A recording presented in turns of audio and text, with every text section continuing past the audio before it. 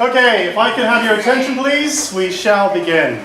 So welcome to the first talk in our What Physicists Do series this semester. It's always a pleasure to have you attend these events. As always, we welcome our community members, faculty members, staff and students. And I really think we have a wonderful talk to begin the semester with.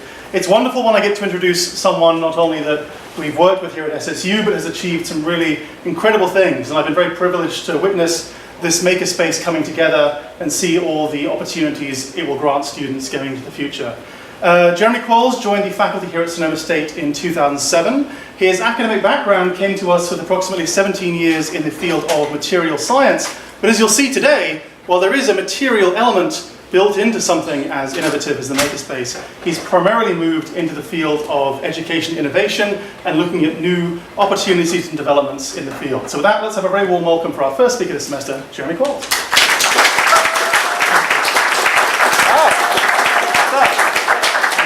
Let's get started. So when I first proposed doing a maker grant or bringing maker to the campus, I went to the provost, a different provost than is now, and then I said I'd like to do a maker project. I would like to build a maker space. I'm into this maker thing. And then he looked at me and said, what's that? Right? So whenever I start conversation, I start to set some ground rules, or what am I talking about? What is the maker movement? So if I ask you, what's the maker movement about? Can someone tell me?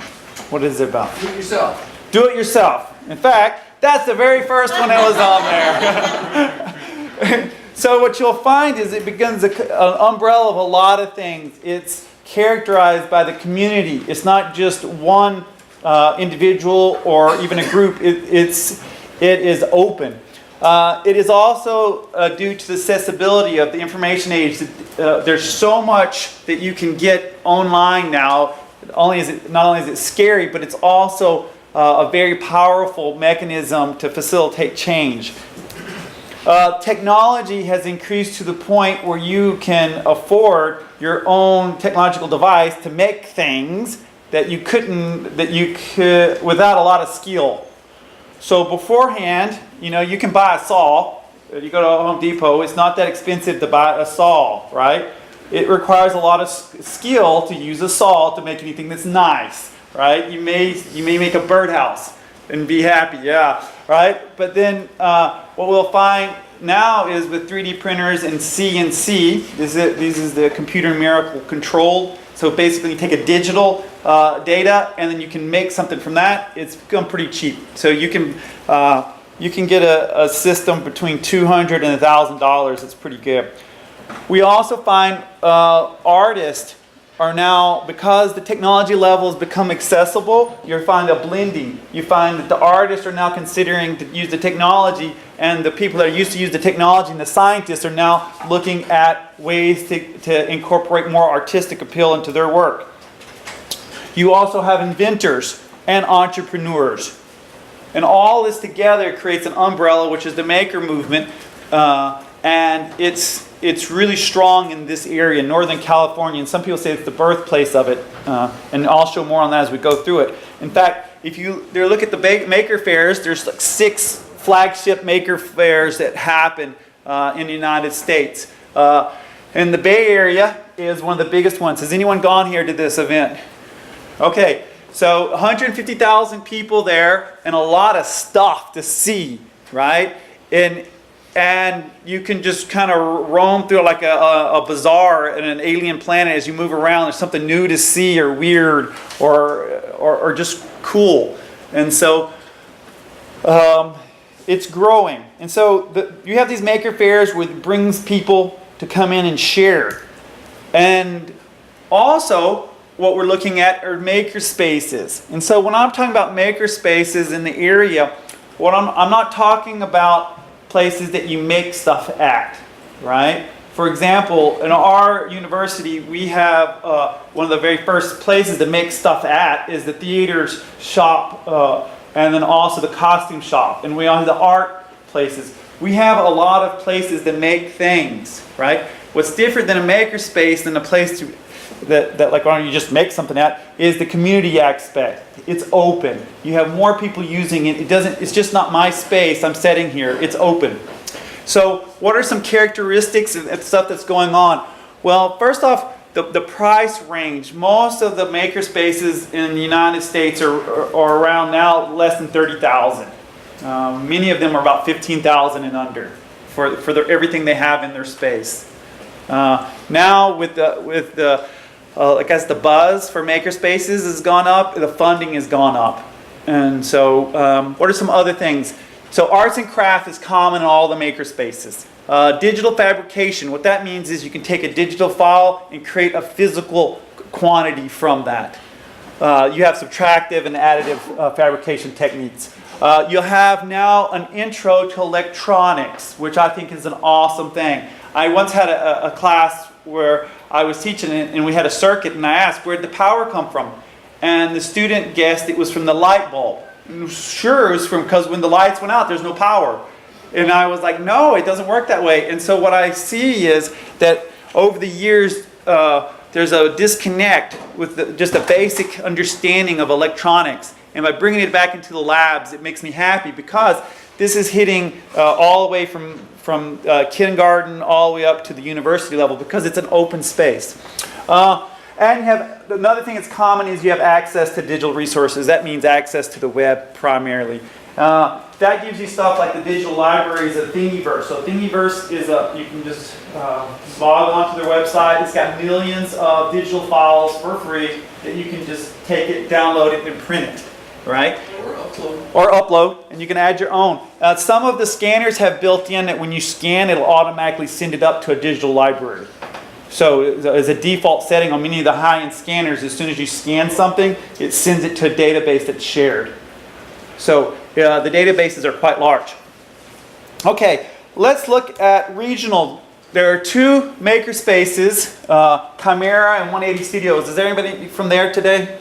Anyone here from either one of those places? Okay, so this one is just setting up in Santa Rosa. They just opened. And then Chimera is in Sebastopol. Chimera is very well stocked and can do some high-end stuff that you wouldn't get into like a high school maker space. They have a pay-to-play kind of model. So they have different events, workshops. You could come to it and you pay the fee for that workshop, and then they have memberships as well. Okay. What about community colleges? This is brand new, where this big movement. This is California community colleges with makerspaces. The push is to add makerspaces to almost all the community colleges in California. There are 23 already that have them, and these are 300,000 plus grants that they give the school to create a makerspace. So this is a major investment in the California education system. And so what is it about? What is maker? What is maker pedagogy? That means how does education system see it, right? So if I am a teacher, how do I use making in the classroom? Or if I'm a student, what advantage is maker to me? So what I find is it's different. In fact, it's redefined almost completely depending on what school it's at and what they're going to do with it. So just a shout out, SSU has a maker certificate for people that are wanting to be a teacher or an educator in maker pedagogy for K through 12. So if you want more information, you can go through that, and that's ran through our School of Education. What I'm looking at is post-high school. Right now, it's discipline specific. So if you go into a makerspace, it's pretty much like the engineering departments. This is ours. It's a manufacturing lab. If you are an engineer, you get to use it. If you're not an engineer, see ya. Right? And so that's still true. And now there's a trend of how do you fix that? And one of the ways is to have a designated space and put that label, makerspace, and that means it's kind of open for everyone. So one of the things that doing the What Physicists Do, we try to do is focus on what the speaker does in it all. So we have lots of other maker stuff going on campus. We have the Make the Way and the math program looks at maker pedagogy in teaching math. Lynn Kaminsky in the physics department also does a teaching by making different kinds of things. And so I'm going to focus more on what's what my aspect of making is at SSU. So here's the big question. What does a maker experience provide the university student? Is it worth it?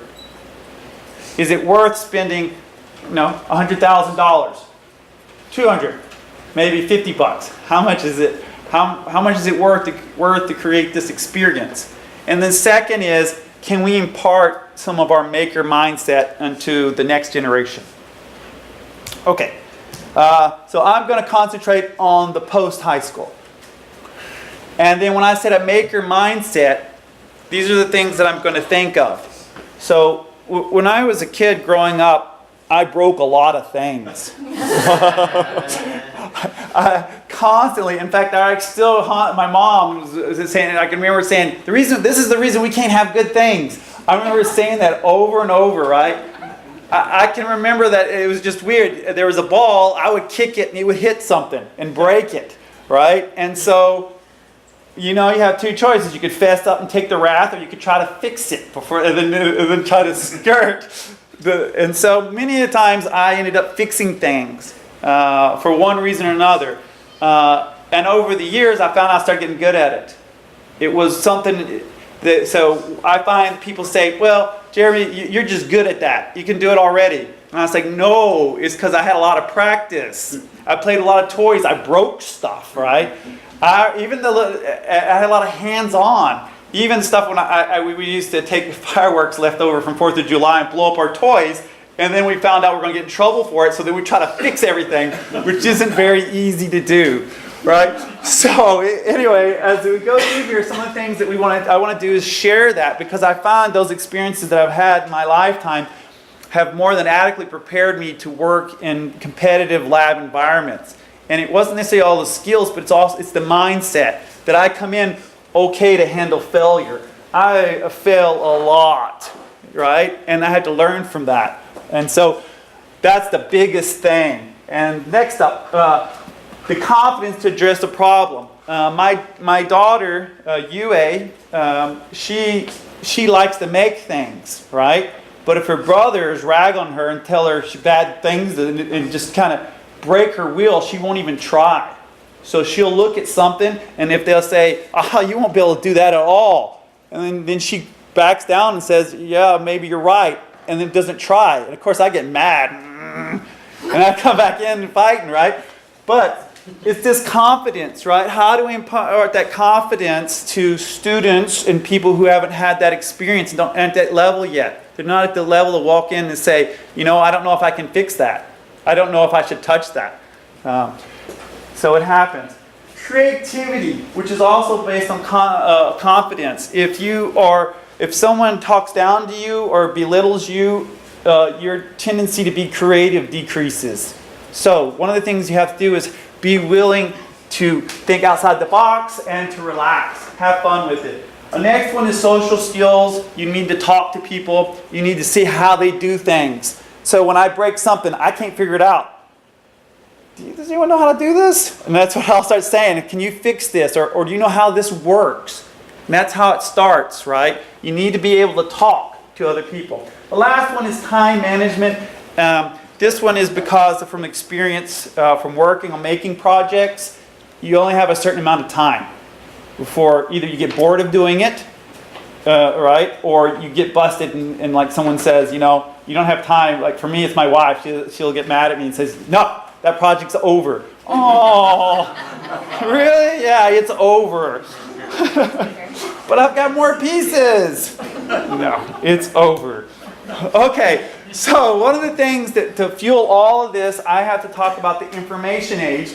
And one of the best way I define it is using the information age way, which is basically Wikipedia. You just Google, what is something, right? That's the way we do it now. And so it gives you this ideal of the information age, which we're in now, is personified by the use of digital information and less of fabrication, less manufacturing, more of the use of the computer age, computers and digital technology.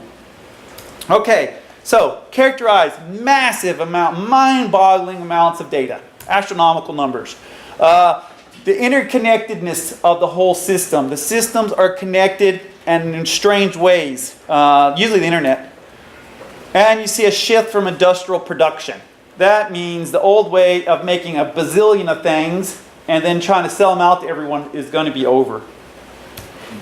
Okay, let's just look at some data, just some numbers, just because it bothers me, that there's 4 million hours uploaded to YouTube every day. That bothers me, right? It just bothers me. There's about 6 billion hours watched every day. 6 billion hours watched every day. Yeah, that's a lot, right? 67 million Instagrams posted every day. 67 million pictures every day. 4.3 billion Facebook messages every day. 5.75 billion Facebooks liked. I like that, right? 22 billion texts every day. Sent and recorded, right? No erasing in the digital age. So there's 5.2 billion Google searches every day. 5.2 billion searches going through there. There's these huge storage tanks of just massive, mind-boggling amounts of data. This is changing the world. Next up is the interconnectedness. Maybe you've heard the Internet of Things. It's the concept that all the stuff that we have is some way connected, and usually through a digital means. And there's 20 billion devices currently connected. 20 billion. That's a lot, right? By 2020, it's estimated to be 50 billion. 50 billion interconnected devices. What does that look like? Well, in Samsung Smart Refrigerator, I have an app that hooks up with a big, nice touch screen. It tells me what's inside. I can see what's in my refrigerator. Look how clean it is. That's not my refrigerator. It tells you what's in your refrigerator, and it tells you the expiration dates. And here's this. It'll order it when it's time to. Yes, it'll order what you want delivered to your door. Boop, boop. Right? It's going to open up and there's going to be another robot there. Like a little drone. All right. And so what you'll see is there's a tendency to find ways to become more interconnected. Anything. In fact, here's a cool one. This is a salt shaker. Your little app, you can tell it how much salt you want it to come out, right? You can do a pinch of salt, or you can do lots of things with it, right? you can also play. It's Bluetooth. It's a Bluetooth salt shaker, and it's about $100, right? So that's a cool thing, right? That opens up. Where do you make these weird things at and still get it out to market? And that is because of the shift in production models. For example, Kickstarter. All right, you've got. I don't know how many people know Kickstarter. All right, so if you don't know Kickstarter, it's a social community, a method of crowdsourcing to bring in money to fund projects, creative projects, art projects, and electric salt shakers. So you can also sell your art pretty easy online as well through Etsy, right? This is nice. And Shapeways, I don't know if you know this one. This one is amazing. If you have a digital file, they will make it, no questions asked, right? You just send them the file and they'll print it what material you want it and send it to your house, right? You send the digital file, they send you back the real thing. And they can do it in gold. They can do gold. They can do lots of really cool stuff. So that one changes up. That changes, right? Okay. So, if you look at the common sense statistic from 2017, something that bothers me though, and it's a fact that we have to deal with, is how much screen time that we have due to this information age that's driving us. The internet, the interconnectedness. So, kids under 2 years of old, on average, each day are getting 42 minutes of screen time. That's under 2, right? 2 to 4, you got 2 to almost 3 hours. You're right, from 2 to 8, you almost get 3 hours every day of looking at some screen. Whether it's a laptop, whether it's a TV or a mobile phone, right? But everybody from the age of 8, they're right now 3 hours every day. So on average, counting the under 2, which messes up the average, is 2 hours and 19 minutes every day. Okay, here's a couple other things. The kids under 8 are spending 48 minutes every day on mobile screens. 10% have smart toys. That means they have a toy that needs to be hooked up to the internet to operate. It does something, right? 42% of kids have their own tablets, 8 and under. 42% right now. And 98% of the homes in America have smartphones. 98%. 11% of the homes have VR headsets. I was surprised. I want one. Right? All right. However, American adults spend more than 9 hours daily on screen time. That's you, right? So that's like 9 to, I've seen it up to 12 hours a day. So I'm just curious, does anyone in here, you think you see a screen 12 hours a day? All right. So this is going to have consequences in itself. Not only does it change the way we learn and the way our society works, it may have physical implications as well. So we may have issues with eye problems, especially during the developmental stages. We also have problems of how we think and store our memories, right? For me, a lot of times I don't remember it because I can just put it on my phone, right? And I do other stuff, I'll just look it up. Right? Things like that. So it's changing, I think, who we are as humans.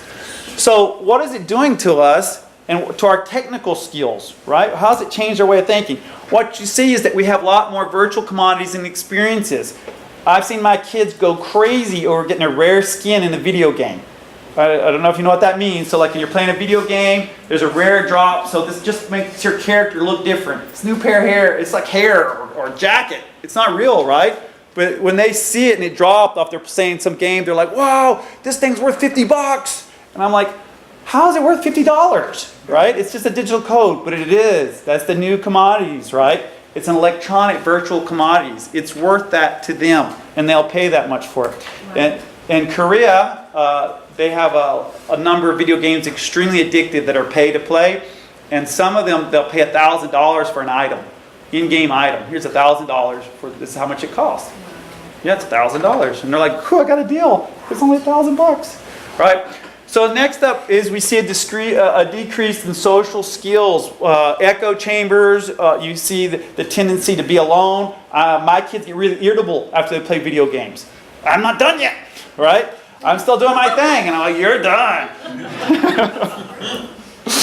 All right. Next is what I find in students is a breadth and awareness. Like they know a lot of things, but not much depth. And a lot of times it's just at the surface. If I probe very far, then things start to go into, no, let me look it up. Right? That's where it goes. They're very good at following and learning new things down a specific path. If I give you an instructions, let's say your refrigerator is broken and you need to fix it. By themselves, never fix it. You put on a YouTube video of how to fix it, and they can go through and fix it and even order the parts to fix something. And that is really cool, right? And then that has one part to do with they don't know any better. They're not worried about getting electrocuted. If the video says, be careful, don't get electrocuted by doing this, then that's good enough for me. I'll just follow and do what it says, and then I have faith in it, right? Because it should work. How many people use YouTube to fix something? All right. That's just how we're changing. We are changing. Now, we use the web for searching for solutions and verification. That's how you settle arguments nowadays. Who's right? I'm good. I'm right. Right? It's just the change. We are in an information age, and it makes things different. It also leads into a technical problem solving. That means if you don't have your YouTube with you and I ask you to fix something, now there's a trouble. You don't know how to fix it. Okay, so also I find that failure is harder and harder to deal with. It's like it's always on your record. It is, right? No matter what you do, there's an electronic copy of it somewhere. You come back now 10, 20 years later, whatever you do, it's really impossible to erase anything in a digital world. So Another thing that comes out is ownership is local. This one may be a little difficult to understand, but the ideal is this. It's not copyright infringement because I'm just using it, right?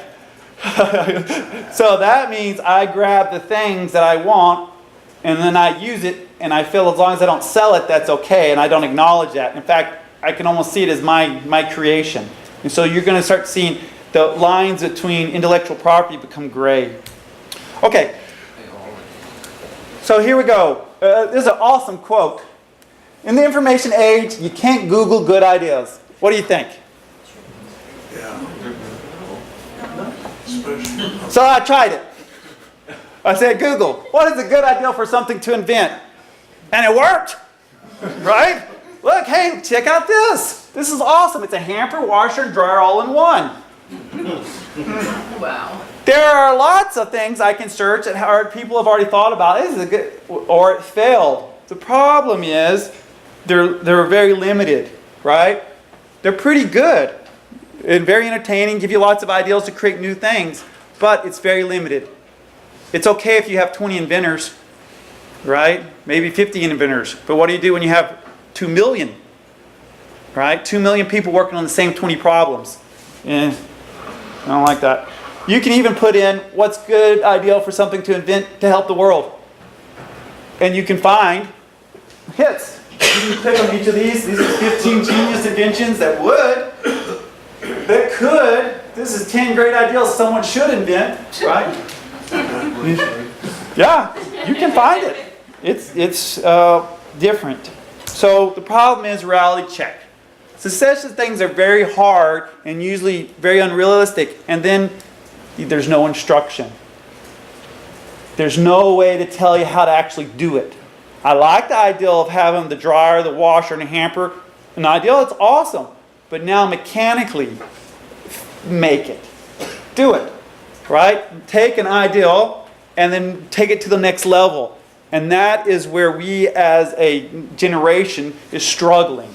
We can come to lots of ideals. And in my class, lots of good ideals come out, but then they don't go anywhere.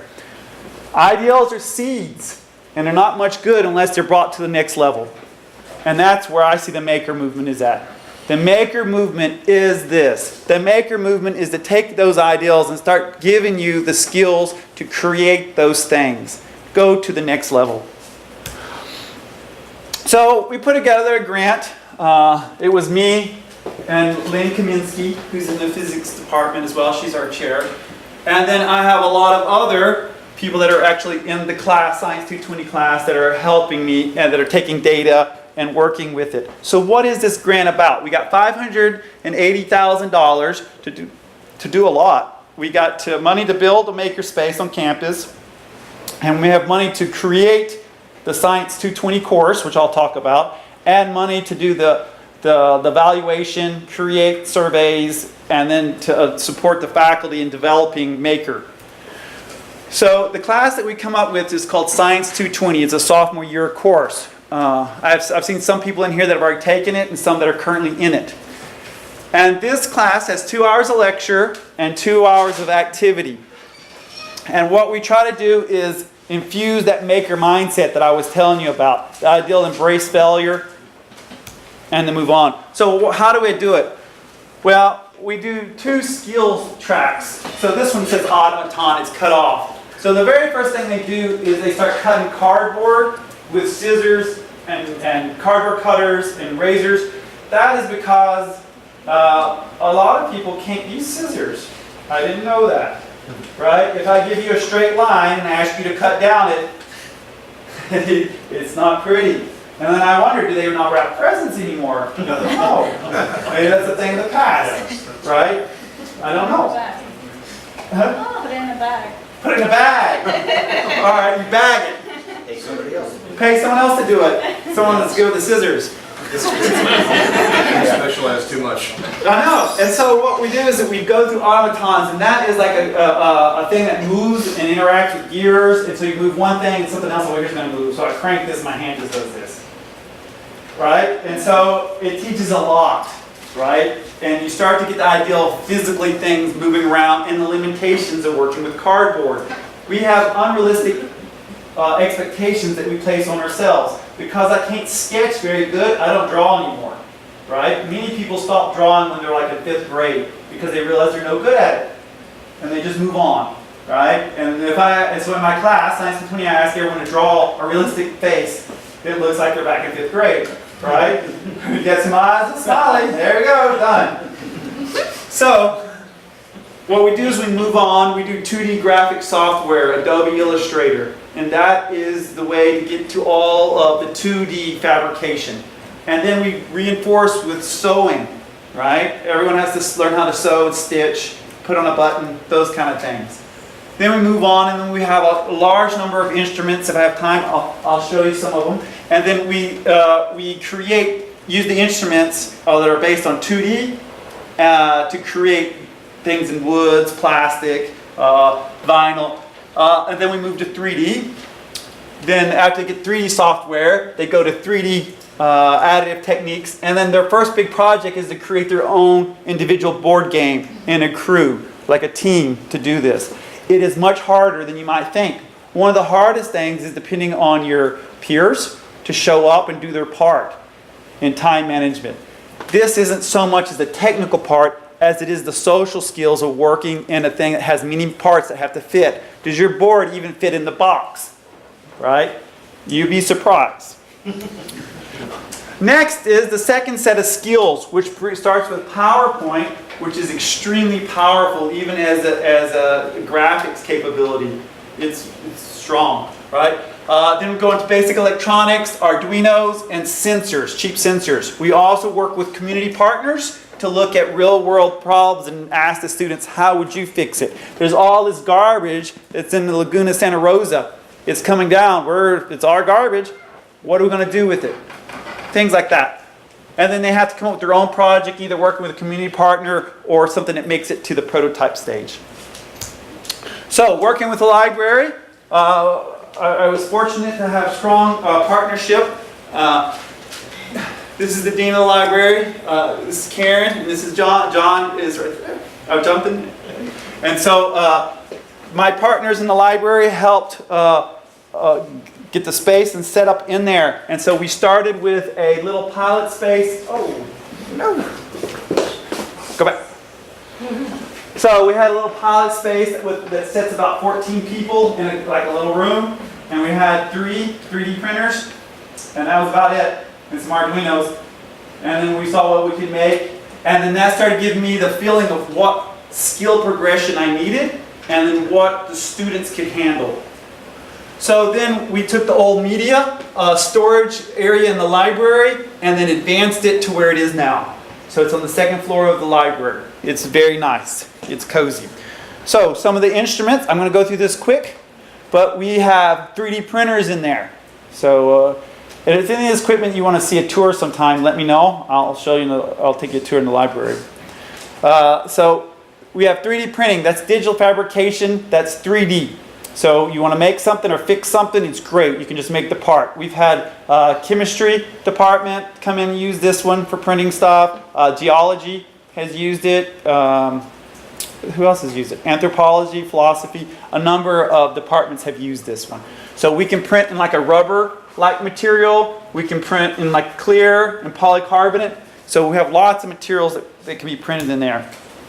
We also have digital embroidery. So you can take those 2D Adobe Illustrator files and you can print out patterns, and it can do pictures too.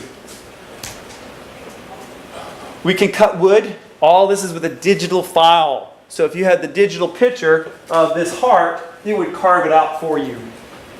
Right? So it's digital technologies. This was the first thing my wife made. It's a coffee drip stand.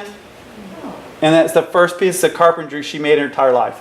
So in Korea, she wasn't allowed to touch any instrument, and she didn't have any in her whole curriculum until she was in college, in grad school. And then I was sitting there, I was working on a microscope, and I said, all right, here, look at this.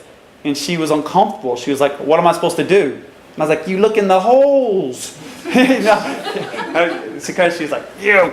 And so she felt uncomfortable with all the knobs and stuff. But anyway, that's the same kind of thing. This was her first thing, and she did it with the little mill that's up there.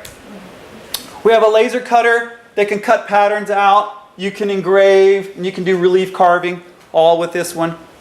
That's over there. It's nice. We have digital cutters. We can cut vinyl. We can make stamps. We can make T-shirts. You can make apparel. We cover the whole spectrum from the digital technology to the more arts and crafts stuff. We have a heat press if you want to make cups and coasters and that's the back of a phone. T-shirts, your hat. We have the fittings, and you can make that. So that takes a digital file, an image, and makes it into real. So the theme here is we're really looking at transition of digital into reality. We have electronic support, so you can do soldering, you can build circuit boards, you can work with the Arduinos, and you can build prototypes in the space. Some other things we have that's pretty cool. We have a VR system that has games on it. It also has the ability to do artwork. So you can build something in it and then you can print it. We have digital scanning. We have a chocolate 3D printer. I used it for the first time this weekend. It was pretty fun. It was messy the first time because the chocolate, when it gets hot, just grows everywhere, right? And so then it's like, and you don't know what you don't know. And then I made a big mess. Thank you for cleaning it up. Yes. So then we go to the last thing. So when we have this nice makerspace, we have a curriculum. So now how do we assess if the mindset actually works? How do we see if it's even valuable to have this experience? I think it is, but in one semester, is that enough time to increase your confidence and gain just an overall empowerment? And so this was developed by Dr. Lyon, this survey, and it has two levels. It has a pre, when they first come into the Science of 20 course, it gives them a scenario. In this one you have, I believe she's a middle school student, has a project where she has to build something, and then here are your components, what would you make with it? Help her, right? Help advise her, and it goes through the technical aspect. How would you actually build this thing? And describe it. So it's lengthy. It takes about 40 minutes to do this intro. And so how would you do it? How would you help them? And then we also have a confidence survey at the beginning. And what that does is looks at the areas. Are they comfortable with science? Are they comfortable with how things work? Are they interested in business? Are they how they feel about themselves? And then we also videotape and work with a number of the students to do interviews with them during the process. And all of that's fed back into an assessment profile for the course. So right now, I think the class has been, and the whole experience has been wonderful. I had to see so many people's eyes open up when they come into the space, when they use it to be a part of a community. And so, although this wasn't what I thought I'd be doing with my physics background, I find I'm in here helping, and when things break, I'm back to fixing them, right? So I fixed, we fixed the digital embroiderer, and then the laser cutter was broke. That was my fault. And then Steve Anderson came to fix it, and I was like, "Thanks, Steve." And so it's a community. And so a lot of things were made, and even like this one, this is cool too. This is a geology department program where they have a drone that can fly over and they can turn outcroppings and things into a file, and then we can print it. Here's the one right before we printed it. So it's pretty neat. Okay.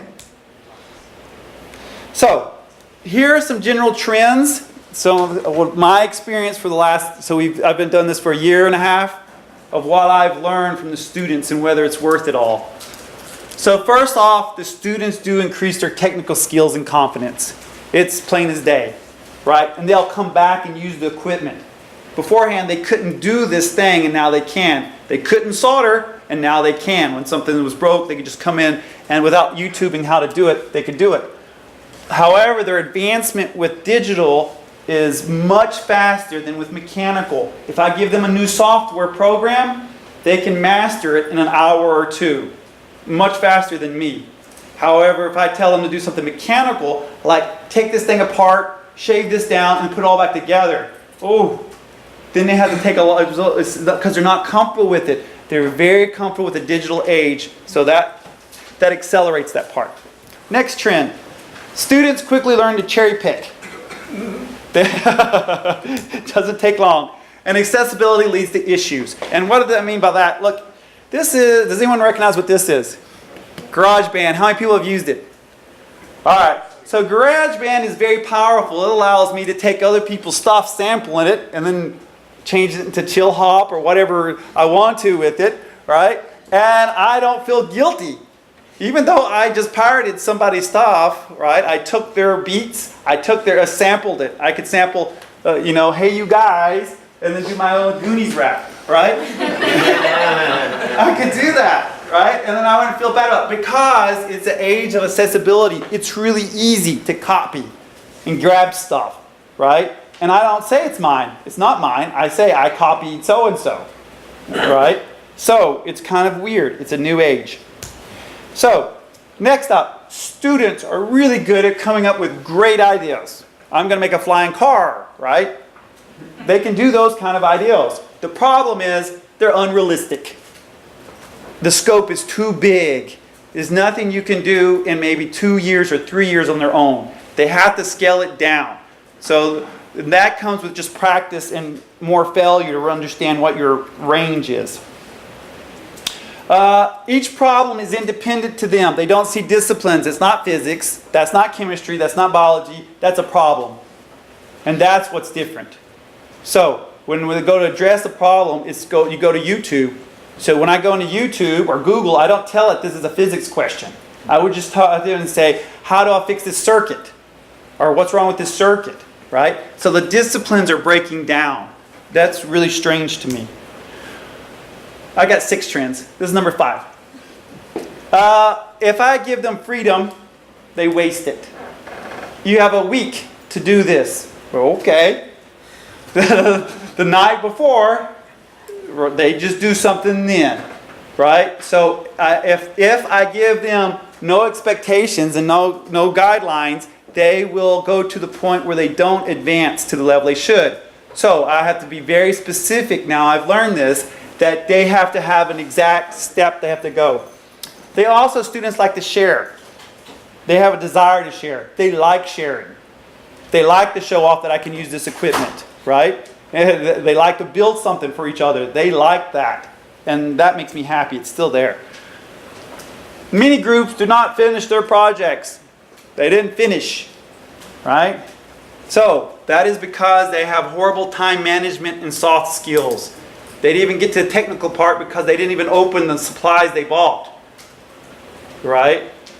So, one of the things that I feel is really important to this generation is time management and to get project completion. Set realistic goals and then achieve them.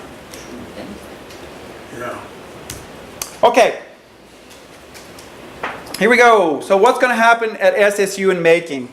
I imagine we're going to continue on our campus assessment and for the K through 16 across the different schools. I believe SSU will probably be a leader in the area. The Dean of the School of Education is working with me in the Chancellor's office to do an initiative to have maker spaces on all 23 campuses. And so that's a big push. And so SSU is leading that. There's a convening that's being led through our library that's coming up at the end of the semester where all the CSU is coming together. And so the ideal is use the libraries as the medium and as like the neutral ground for the maker spaces to avoid having it belonging to one discipline or not. And so I really like the ideal and happy the library is taking that lead. Next up is the virtual reality on campus. The engineering department is leading an effort to expand, again working with the library to expand virtual reality programming and using it in the classes, and they have a dedicated space over in the library for developing that. So I imagine that will grow. We're looking for more maker programs on campus and people that are looking at ways that how to incorporate into my class, and for students if they want to do programs where they have events that involve making, that would be awesome. We're looking at ways to handle supplies and stock right? Should it be a vending machine system? Should the material just be free? Don't know. Space management, as the area becomes more and more popular, how do we optimize the use of that one? And so I don't know these answers. More faculty in the space and more students and staff in the space is what's going to be happening next. Okay, I think these are going to be the instruments next on the line that people will be able to buy. The first is a metal printer. About 4 years ago, they were several $100,000. Today, I can get one for $75,000. So I'm hoping within a few years that'll get down to like 20 and then the 5,000 range, right? It'd be really nice to have a $5,000 metal printer. That one's next. UV printers are about $15,000 right now. If you don't know what that is, it lays a layer on top when it prints, and so you could print like on this mic here, or little words, or even this. See how you have the white and black here? You can print on any material, any text, up to 2 millimeters in thickness of any color. It's very polished and it's nice. Color 3D printing. Right now you have to load up one filament. It should be nice if you just, you have filament for color. This is my pink, this is my green. It'd be nice if it was just one color and as it went through it dyed it or something like that. That one is probably going to come out, so that's nice. A full color 3D printer right now is over $200,000. Yeah, full color 3D printer. I've seen them print a Coca-Cola can with the text ingredients on it. You can pick it up and look at it. It's weird. Yeah, it's expensive. So there's going to be new filaments that come out. There's conductive filaments, magnetic filaments. Maybe there will be those that react to air or water or photovoltaics, right? Maybe there's some cool way to make material. Maybe you can print solar panels, right? Maybe there'll be some material or so tricked. So that's going to be a big one because everyone's starting to have 3D printers. So now the cell will be new types of filaments. Recyclable systems, what to do with all the plastic we're creating. It goes in a garbage can, right? Right now you can get a recyclable system for, I don't know, $4,000. It needs to be cheaper. Clay printers are going to be nice. Right now they'll have a clay printer, but you can't heat it. So it'll have some mechanism where it heats it and cures it inside the printer. So it would be nice to have that using infrared. Okay, so this is where I'm about done. I'll talk, I can take some questions and stuff. So here we go. We have a website, make@sonoma.edu, and that's an invitation to our community, everyone in here, to be a part of it. And it has a mailing list you can sign up to. We have events in the makerspace. You're welcome to come to those events. If you're a community partner and you're interested in doing a project with my Science 220 class, let me know. We work with the community on their problems and try to create real-world solutions. I think overall, the making restores our humanity that we're losing from going into the information age. It retouches us to our roots of creating, of art, and the social aspect that I think we lose a lot from being in a digital world. So I hope you like what we're doing. If you have any questions, let me know. Thank you.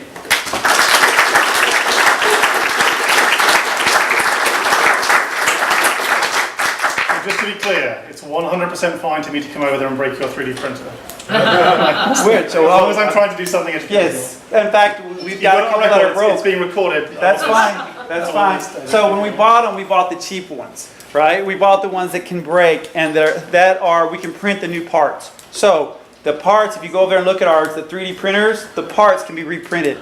And when you break it, the only way that we see now that we actually does permanent damage is if you scrub it with a metal brush while it's turned on. Apparently that shorts out the motherboard to it.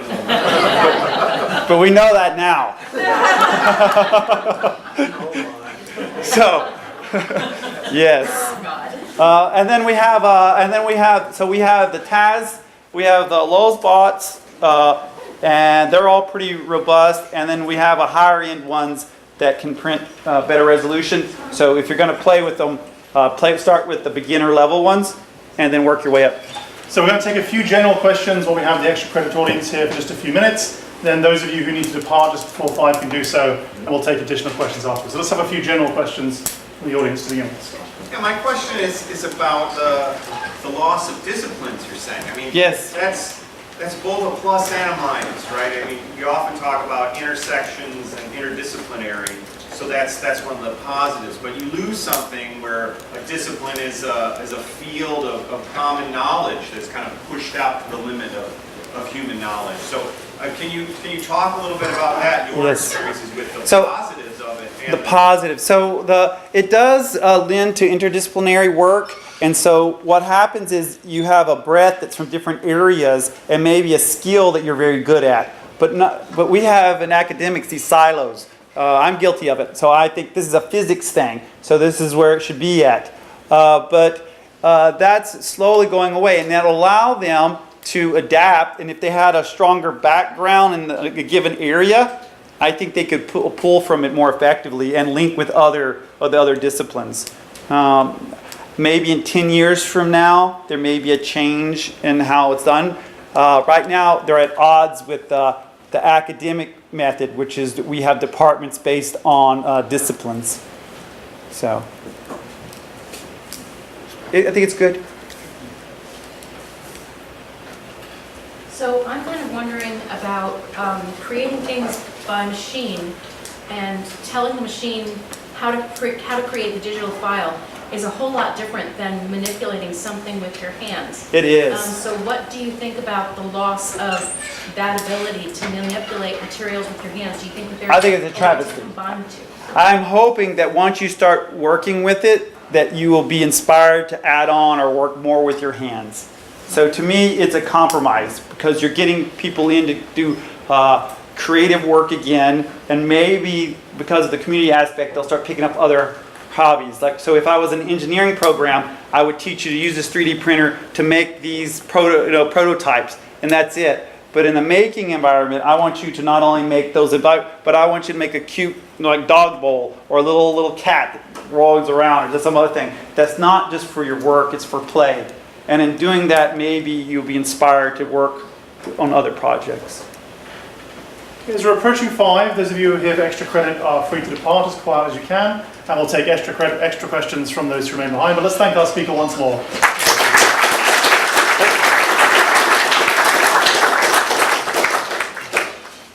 Go ahead. Jeremy, Yeah. suppose it's a busy day in your makerspace. Everybody's working on projects. How many of the people there are SSU students? And how many people there are something else? All right. So the library the library manages the makerspace. In fact, Jonathan Smith is the manager of the makerspace in the library, and so. We have open hours that goes from noon till 8 Monday through Thursday and noon to 5 on Friday. Right now it doesn't see a lot of demand except for right before holidays and right before Science 220 projects are due. So those two times it's crowded and there's a lot of people. And then we have sometimes an overlay with tour guides and stuff, or an event. But typically it's not too busy in there. All right. So mainly students in there now, and staff. It's popular. I see a lot of the staff come in and make personal projects. What kind of cost is involved in using the space? Cost and for the person. All right, so I'll give you the whole skinny. So to set up a space, it's about $30,000 for all the equipment. And then now, what about the running it? So filament is pretty cheap. A reel filament, if it's on clearance, is $9. Otherwise, it's $40 for a standard reel and $150 for a specialized like epoxy, polycarbonate, or something like that. And so in my class, we use about 4 or 5 reels a semester. So that's it. But how about the person walking in the door? And It's free. something? That's free. That's because the library's policy is to be a service to the campus, and currently the push is that this space is free for the SSU community, except for special materials, and then we have some materials provided. Okay, so the library is essentially funding this, or I'm paying for it right now. Is your grant still funding? The grant's still funding. The grant will still go for another year. and then I could do another year no cost extension. So next 2 years, it definitely will.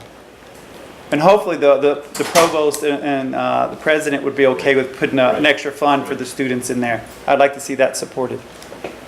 Is there prerequisites for this course, like size 120 for instance? No, And no, it's a GEE category. So if you're an SSU student, it counts for a integrated person, and which is required for all majors. is it a prerequisite for any? It's nothing. It stands alone. You don't need anything before it or after it.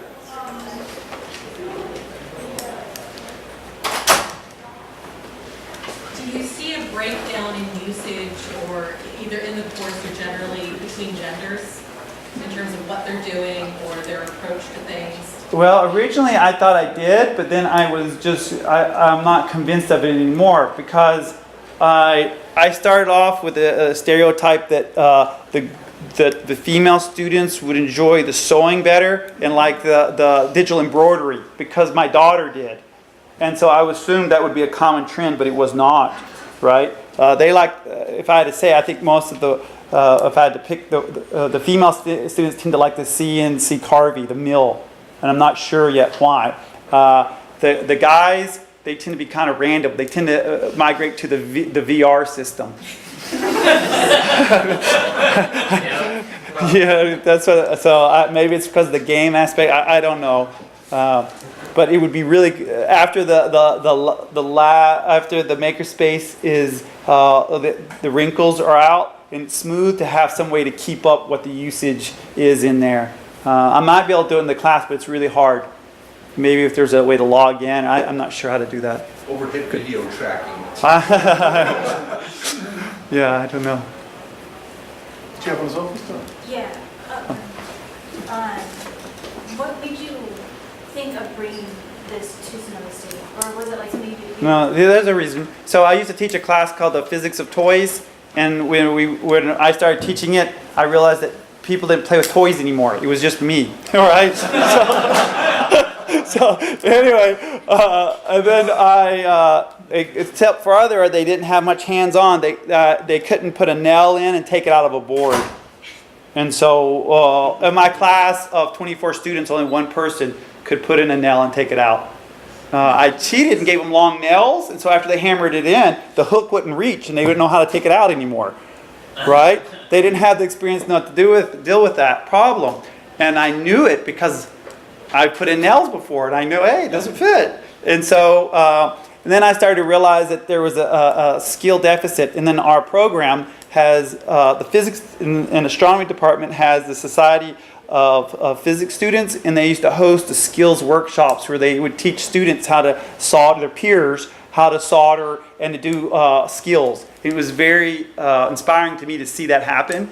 And then I started thinking, well, we need to have a more organized skills immersion for the whole campus. And that's where it started for me. In future, I can just print the nail directly into the board. No nails needed. Tom. Are hand tools also available? Or? There are power tools. They're the most dangerous thing in there. The Dremel and the drill press and the drills, and even the X-Acto knives. Those are pretty dangerous to someone who doesn't know how to use them. And I kid you not, I've stopped people before taking an object to drill it, and they'll hold it in their hand to drill like this. They'll just hold it. I'm going to drill a hole, right? I was like, stop, right? No. Sometimes I'm like, yeah, do it. Go for it. If it's my kid, I probably would. I'd be like, go for it. Yeah. This is sounding a little bit like industrial arts type. It is. It's a blend. It is a blend. But with all the computer technology. I'm trying to wrap my head around the whole thing here, but what I'm wondering is how much of what is being learned there based on like necessity to create or fix or repair something, and how much of it is just basic creativity or generated just from I want to make something, so I want to invent something to make. That's a good question. In our class, we push more towards this. We give them some time to do the free creativity to create and design on their own, but the bulk of the time goes to learn the fundamental skill. because that's where the largest deficit is, and so and the danger. So if you color outside the lines, nothing bad happens. If you drill, into your hand, and so we focus on those, and that takes the bulk of the time, the technical, but we still have a lot of the creative. So I have my apologies to everyone in the audience, but a two-part question. Number one, so what I'm kind of getting from this is actual technical and ability with your hands and being able to do it by yourself. It's kind of like the peas before your ice cream with the 3D printing and going through and using the rendering software. Yes? Okay, yeah, I'm following you. The second part of that would then be, can you see kind of the same way that research skills have kind of taken a nosedive with the age of Google, or everyone can just pop it up? A lot of people only reluctantly learning the actual skill behind it and focusing a lot more on the technologically driven stuff that they can pick up like that. Yeah, that's right. So that's exactly the trend. But I want to reverse that. I think you have better science. I think our students coming in using the equipment to build, to fix things and build stuff helps their understanding tremendously. And a lot of times, what I see is there's a huge faith in what you see on the internet. So they'll see how a thing, they'll build it, and they think that's the only way to do it, right? But there's lots of other ways. And I think to see that there's other ways, you have to have that experience. Getting the technical always first by Google or what digital means, in the long run, I think is detrimental for the growth of our American innovation. And so I would like to see more hands-on. And you kind of need both. I mean, having spent many all-nighters the day before the assignment, getting ready, like designing the board game takes a long time, and then you only have 10% of the time left to make the thing. So it's a challenge. Both. It is it's a big expectation, but if I don't have a high bar, then people won't step up. The introduction of Adobe Illustrator to a class was not my ideal. That is my wife's ideal. So my wife is Dr. Hahn, and she co-teaches the class with me. And so I do a lot of the industrial, the technical, and she does a lot of the artistic and the creative and then the flow and stuff. And so I was like, I don't want to take all that time to teach Adobe Illustrator, right? And then she's like, no, trust me, they'll pick it up fast, right? And then they'll be thankful. They may complain at the beginning, but once they pick up that tool, they'll use it over and over again. And then she was right. I was wrong. I can admit it. And so, it's a lot. It's many-faceted. And then I'm always worrying how far just to push people and how far to pull back. This is our second time offering it with a class of 48. So we have 48 students in the class, and they split up to 24 for the activity period. So inside the activity, there's 24. But in the lecture, there's 48. How long was the wait list? The wait list, it oscillates. On the Monday section, it was like 5 or 8 at the max that ever was. But on the Friday, it was really hard to get people in there. I'm not sure why. On your list of trends, Jeremy, I noticed one of the things you said was students tend to cherry pick, but you didn't say what you meant by that. Yeah, so for the results, if you have something, you build it, and they'll say it's awesome, it works. It only works if you hold like this and wiggle a little, right? And so they'll take that one event as success. It's done, right? Victory, right? And so in all cases, they'll adapt to the situation and claim the best case scenario for their part, right? And so it's an extreme amount of cherry picking. And so I have to burst bubbles sometimes. And so I'm not so good at that. But it has to happen. No, you didn't do it right. Start over.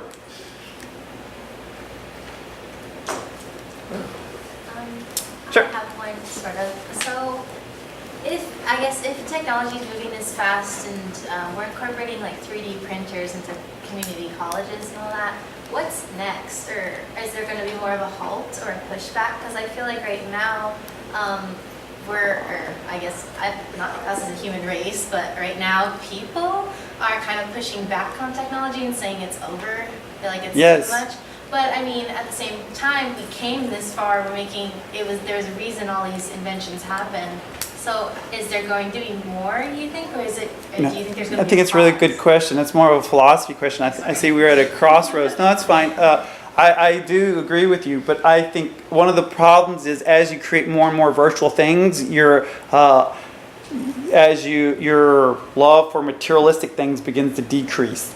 So as we get more immersed into the information age, it may seem like you have things you don't, and you're okay with that. So maybe the virtual skin is good enough than having the other thing, and that's more important.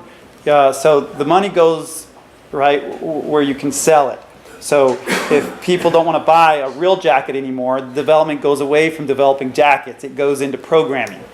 And so what you'll find is that's one path. That is the path where 3D printers start to become absolute, and everything does, because we're now interested in material things. And then if I gave you the ability to create anything you want, you may not want anything anymore, right?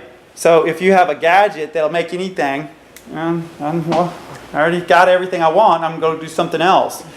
So you may stop making altogether. So that's one aspect. And if there is a pushback like you suggested, it may go to the point where you'll see a revolution where it goes to our art and music and everything is back in K through 12 more so. But I don't see that as happening.